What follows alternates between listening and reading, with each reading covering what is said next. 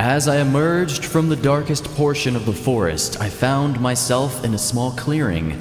The trees finally seemed to be separating.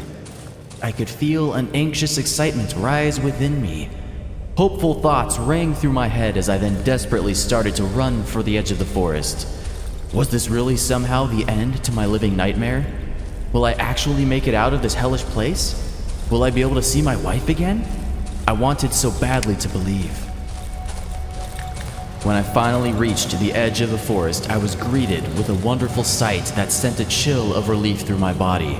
A beautiful open field, insects buzzing in the tall golden grass, and power lines towering overhead. No way, can this actually be it? Am I finally out of Darkwood? A second wind of energy flowed through me as I sprinted through the grass, following the power lines overhead to civilization. Oh, I'm finally out of town.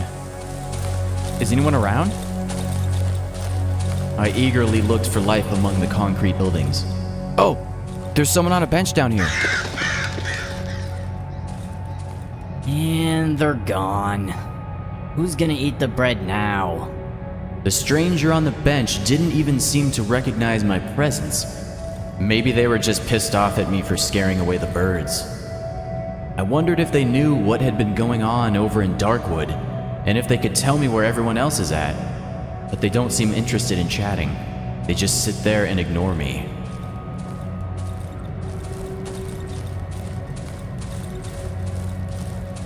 This place is strangely deserted.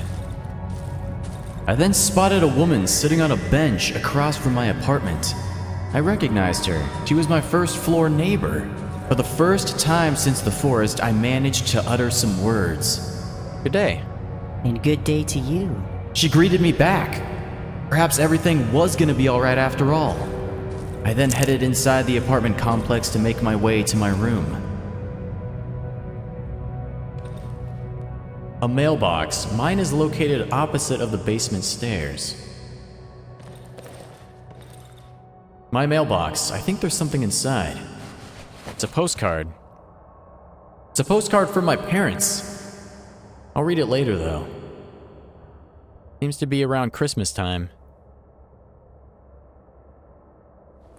Oh, should we go downstairs? Whoa.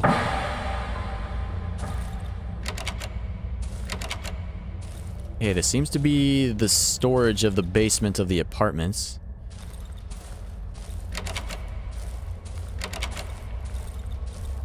What? Mushrooms are here?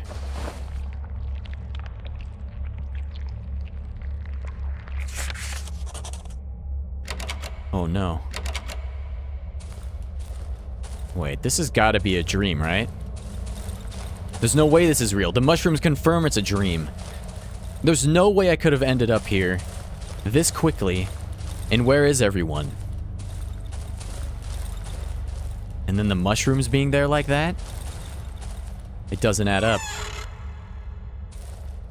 Okay, we got a bunch of potato sacks, a bunch of storage down here. Some canned jars.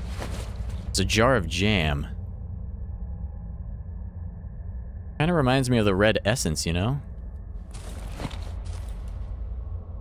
Okay, we got a radio we can switch on. We can change the frequency.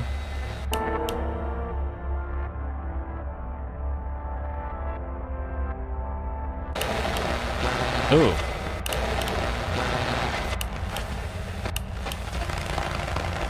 I can almost hear something.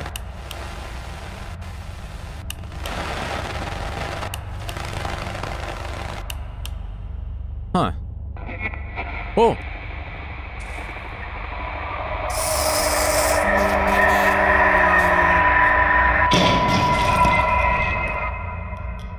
What the hell, dude?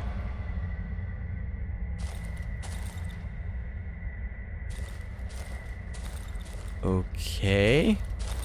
Someone wants me to sleep. Something tells me I already am asleep. This has got to be a dream. There's no way it's not. None of my keys fit.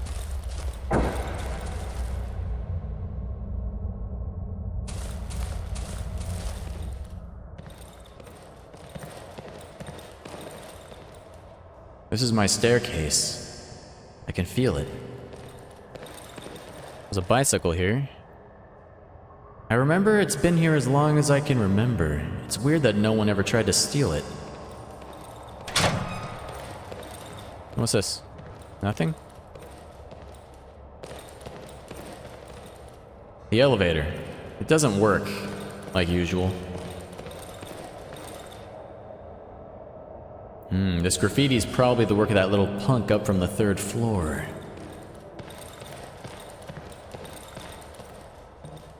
Hey, boss.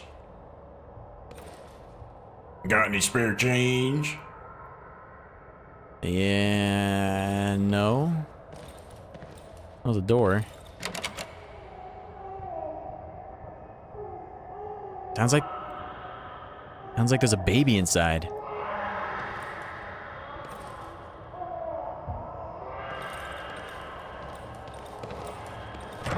Whoa, whoa. You're waking my kid! Hey, lady! Get the hell away! What the hell? Yeah, this has got to be a dream. There's no way. Stupid cow. There's no way this is real. There's no way in hell this is real.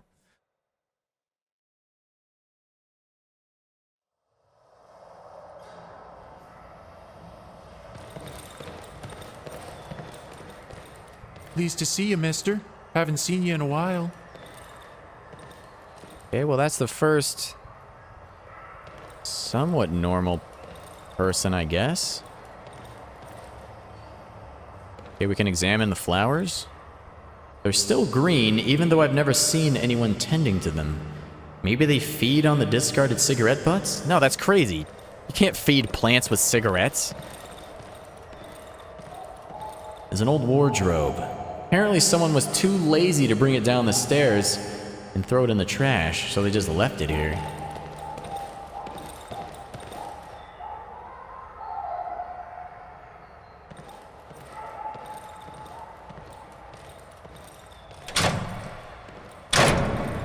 Huh.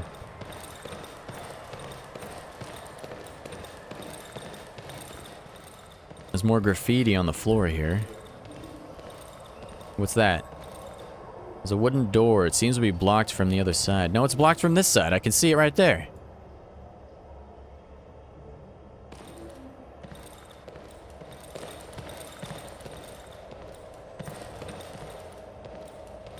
There's cracks forming in the walls. There's blood. What seems to be blood, or maybe it's paint? All over the floor. I used a key. This appears to be my apartment. I should head inside and have a look around.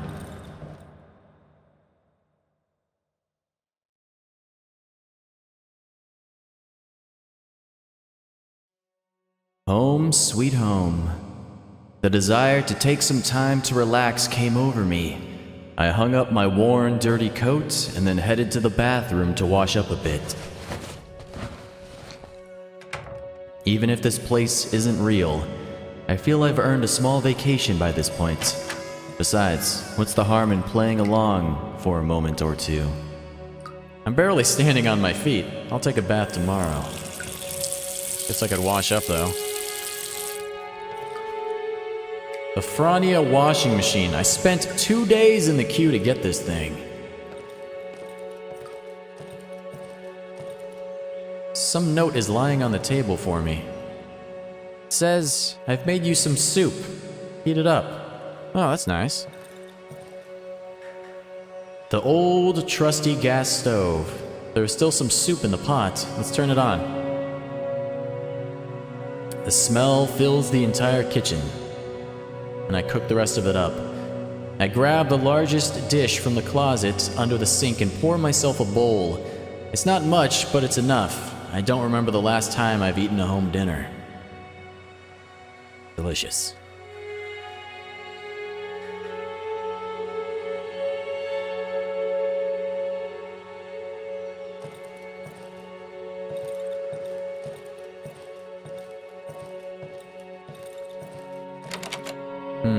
Looks like the door to my bedroom's locked. don't have a key. Oh! Oh, it's my dog, Surak. Missed me? Oh, who's a good boy? Oh, who's the best boy? That's a good dog. Got a wardrobe. Another wardrobe. Hey, we got the key to the bedroom. More fabric. My black and white Reuben TV set. A real luxury. Unfortunately, it's broken. A warm, cozy apartment, a hot meal, a friendly dog companion. This was all too good to be true. I noticed something growing from underneath the living room furniture, so I pulled back the couch from the wall and confirmed my suspicions. There's roots growing out from under the floor panels. Now we can fold back the rug? I needed to find out where these roots are coming from. I remembered I should have some tools in the kitchen that I could use to tear up the floorboards with.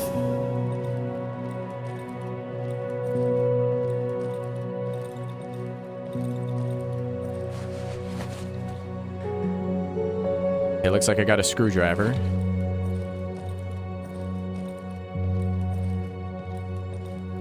Alright, let's remove the flooring, see what the hell's under here. Oh, yep. This ain't good. This is not good at all. As I tore away the thin, comforting layer of veneer from this world of lies, I could start to see just how rotten and sick the truth was. The more I stripped this world of its fragile shell, the more the air filled with an eerie fog and a desolate groan emitted from all corners of the room. Oh boy. Okay, let's go into the bedroom.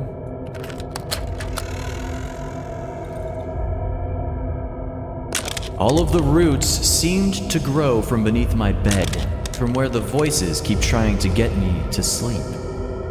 It's my bed. The white, crumpled sheets look as if I've just woken up. At last. I feel my sore legs buckling underneath me, my body becoming heavy and overwhelmingly lethargic. It was a grueling journey, 33 days of human torment. I feel a great desire pulling at me towards my bed. All that my body wants to do is lie down and sleep, but I know I must resist. So I fight to stay awake and open my eyes as wide as I can and examine the bed further. Fighting off sleepiness with difficulty, I lean over the bed. The springs creak noisily under the weight of my hand. As I cast my glance on the light brown construction from plywood, I notice familiar features.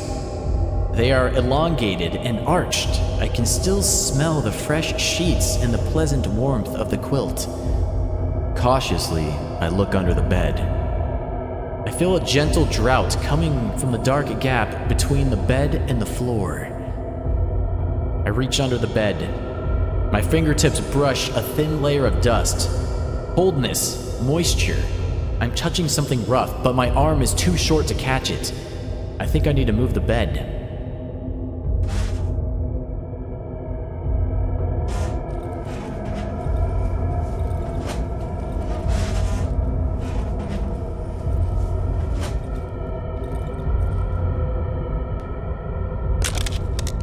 Oh, there's a giant hole.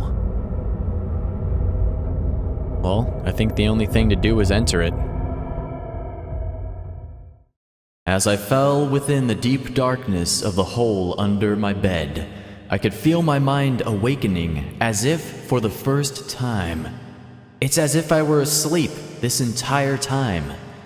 I could feel my inner monologue slipping from me, even now, as my mind crawls towards a cold, faint light in the distance. I just pray that when I awake from this darkness, that I'm in a safer place.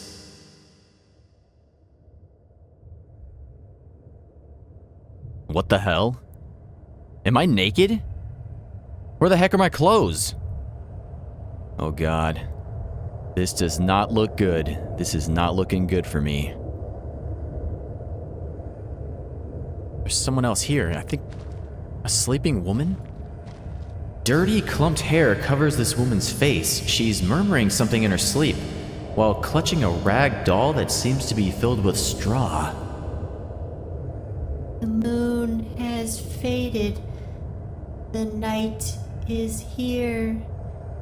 The sleep stole over my doll. So close your eyes. And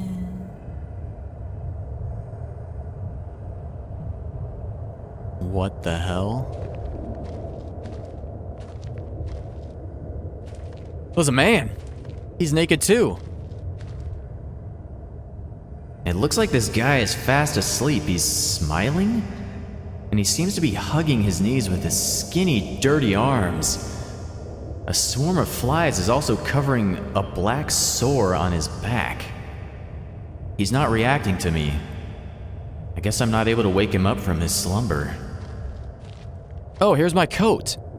Oh, but it's all torn up and covered with mud.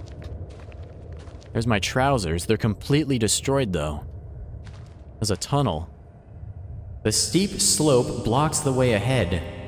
There are some tunnels at its base. It looks like this tunnel is about 1 meter wide, and it's got a bunch of slime in it. Looks like back down deep in there's a bunch of pulsating growths that are blocking the passage. I don't think I'm gonna be able to get out this way. Is this how I got in? Was I sleepwalking and drawn to this place and took my clothes off and laid down? There's gotta be someone down here that I can wake up. I just have no idea how long everyone's been down here. I have no idea how long I've been down here. It looks like I'm at the bottom of some sort of huge valley. There's dry and dusty earth pulsating under my feet. This person laying in front of me is clutching a muddy brass cross in both of his hands. He's repeating some incomprehensible words in his sleep. What the hell? Everyone's naked, their clothes are gone, and they're in some sort of trance that I can't wake them up from. Its face is covered in mud and sticks. It's clutching a shiny stone in its hand. Oh god. I don't want to die here. I do not want to die here. They're all asleep. They seem happy. Even though they're emaciated and dirty, some of them lie dead. They're just lying here in some weird, gleeful trance until they starve to death, naked, muddy. Come on, someone's got to wake up. Someone's got to wake up. No, they're all dead asleep. This sleeping man looks like a skeleton coated in skin. He's got a wide smile on his face. What the hell? This figure is talking in its sleep, moving its hand as if caressing someone with affection. It's like they've all been tricked into some lie. The emaciated figure sleeps soundly, embracing the remains of a child. Surely this is what would have happened to me if I would have gone to sleep in the bed. The earth is covered with thick bundles of dry roots that creak under my feet, and old broken trees. There's just hundreds, maybe thousands of people down here. This figure sleeps on a muddy ground, resting its head on the chest of the skeleton lying next to it. Some sort of blinding white light aglow. Whatever this thing is, it's warm, and it feels pleasant. Oh, she's awake. Well, mate, I mean, she's not really awake. I mean, she's moving. They seem to be worshipping this thing. Oh my god. It looks like it has a face. It's just one big giant thing of that goo. Oh, what's that? Oh, it's the doctor. He's here too. But he's fast asleep and I can't wake him. Oh my god. This figure is speaking to someone in its sleep, squeezing an old man's photo in its hand. Oh my god.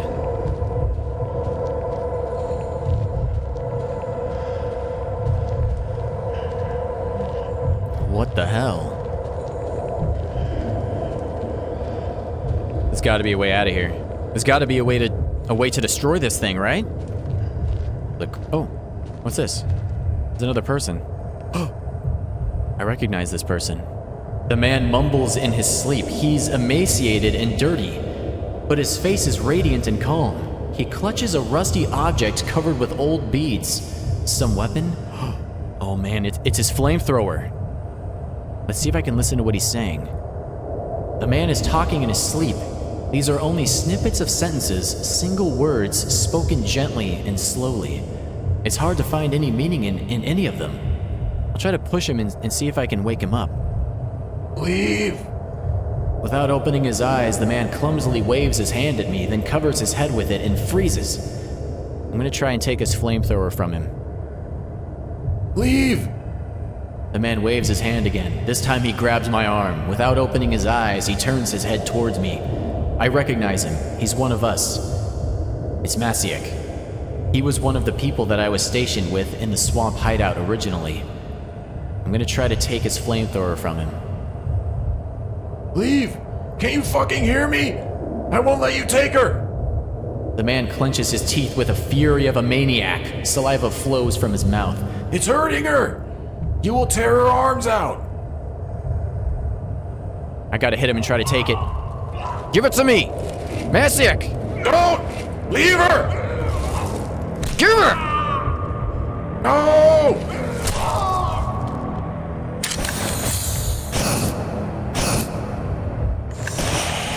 Oh, we got it. We got it, baby. You did it, buddy. You made it. You were so close. I'll have to finish it for him. Let's see. I beg you! Give her to me! No, dude. I gotta do this. Huge roots block the way. Even if I manage to climb them, everything is surrounded by a steep slope overgrown with thick roots. There is no way out. I must be deep inside the earth. There's gotta be a way out. There's gotta be. Dude, give it up, Masiek. Oh no. Everything's blocked.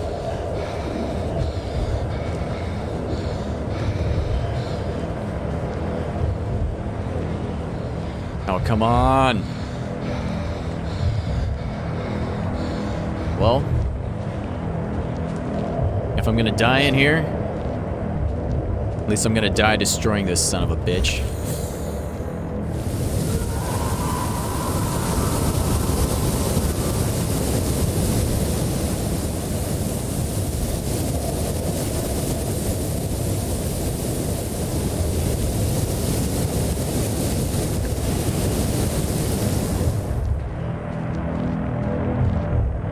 What are you doing? Leave us alone! I wonder if I can talk to this thing. Oh, I can. I'm standing in front of an enormous being. I place my hand on it. I feel an overwhelming, soothing feeling of security and happiness. The vast valley at the bottom of which I stand curves upwards, closing over my head. The rust of distant trees turns into a single silent murmur. I feel I'm coming home, to my flat, to my room with a window and a bed. No, it's a lie. I take my hand off of it. I feel a heat emanating from the being. I sense my pulse slowing down, a calmness. I want to rest. I want to come back home, to my bed. I want to lie down, to fall asleep. But I know it's all a lie. I'll just turn into one of these people lying, starving, dead. I pull my hand away again. I don't want to do it, but I push my hand away from the being. The warmth that was emanating from it disappears, replaced by piercing coldness. What do you say we heat it up in here then?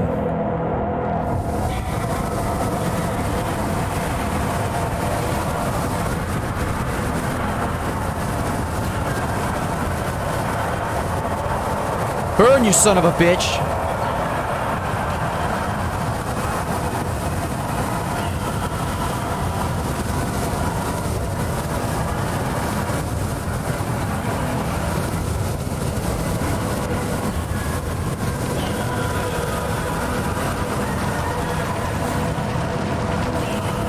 Oh no! It's some sort of an organic wall. It crawled out of the ground when I set fire to the being. It's blocking my path. It's trapped me in.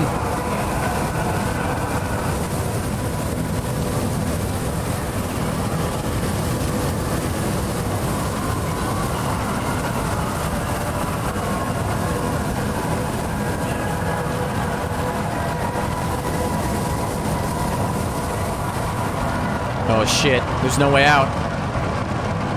There's no way out. No!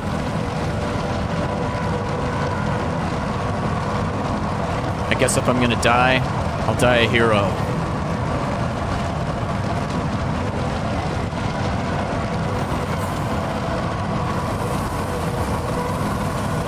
Oh, hold on! It's open! It's open! Maybe I can make it out after all.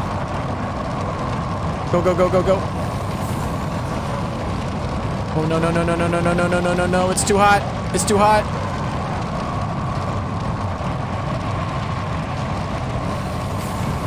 Get out of the way!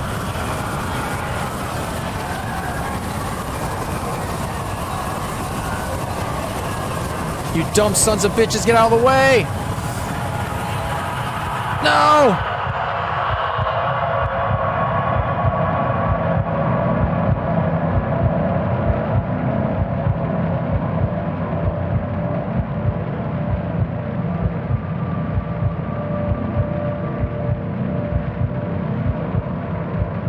No.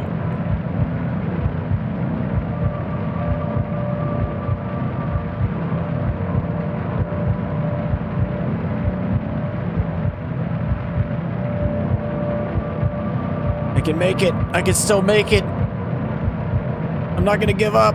Until the end, I'm not gonna give up.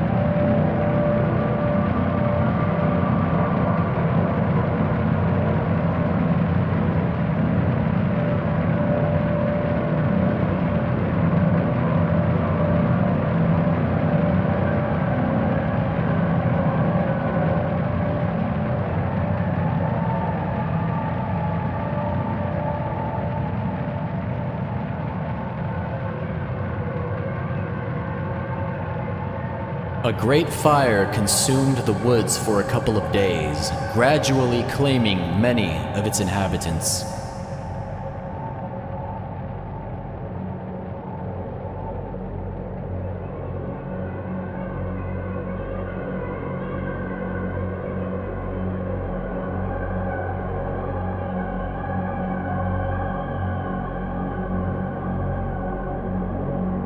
The fire consumed the last road leading to the heart of the woods.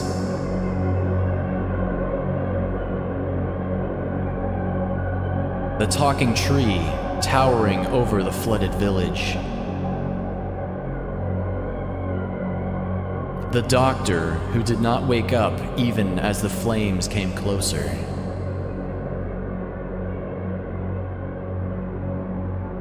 The three outcasts wearing old rags and scrap who hugged the trunk of the talking tree and didn't even attempt to escape.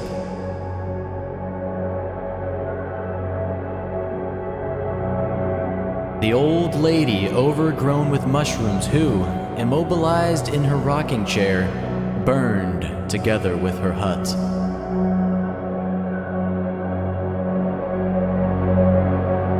The elephant family, who did not leave their house at the swamp, even as the flames started consuming it.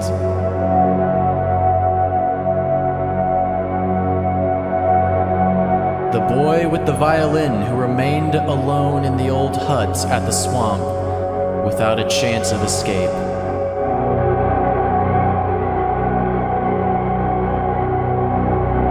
The chicken lady who set out into the woods in search of her sister and lost her way.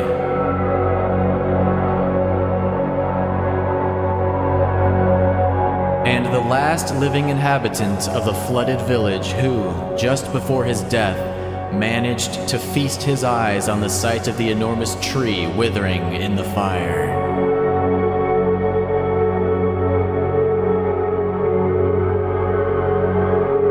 But not everyone perished.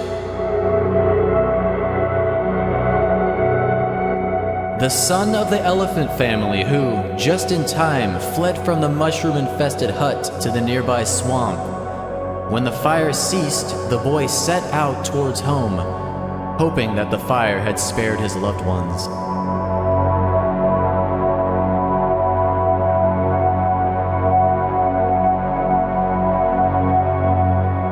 Pietrek did not live to see the fire. Before the flames appeared, he rose above the treetops in his rocket made of scrap.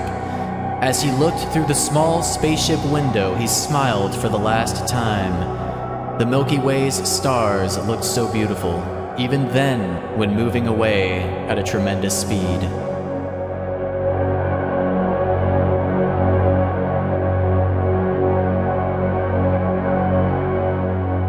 The fate of the man with the wolf's snout remains unknown.